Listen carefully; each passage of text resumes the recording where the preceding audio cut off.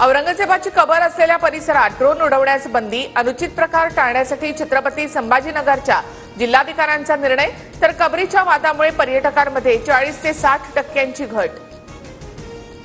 औरंगजेबाची कबर ही पुढची अयोध्या, प्रकाश आंबेडकरांचा ट्विट, तर पोलिसांच्या हलगर्जीपणामुळे नागपूरमधील हिंसाचार, आंबेडकरांचा आरोप. प्रशांत कोरटकरच्या शोधासाठी कोल्हापूर पोलिसांचं पथक नागपूरला रवाना. कोणत्याही क्षणी कोरटकरला अटक होण्याची शक्यता, कोरटकर उच्च न्यायालयाचा दरवाजा ठोठावण्याची शक्यता. सतीश उर्फ खोक्या भोसलेच्या पत्नीचे बीडच्या जिल्हाधिकारी कार्यालयासमोर उपोषण सुरू.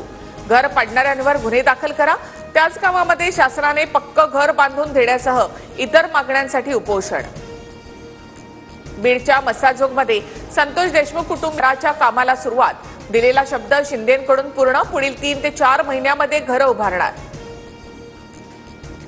अंगावर सोनं आणि टेबलावर पैशाचं बंडल ठेवून वाळू माफियांचा रील, पोलिसांसोबतचा व्हिडिओ व्हायरल करून दहशत निर्माण करण्याचाही प्रयत्न. भाऊ राठोडवर कारवाई करण्याची हिंगोलीमधल्या सेनगावच्या ग्रामस्थांची मागणी.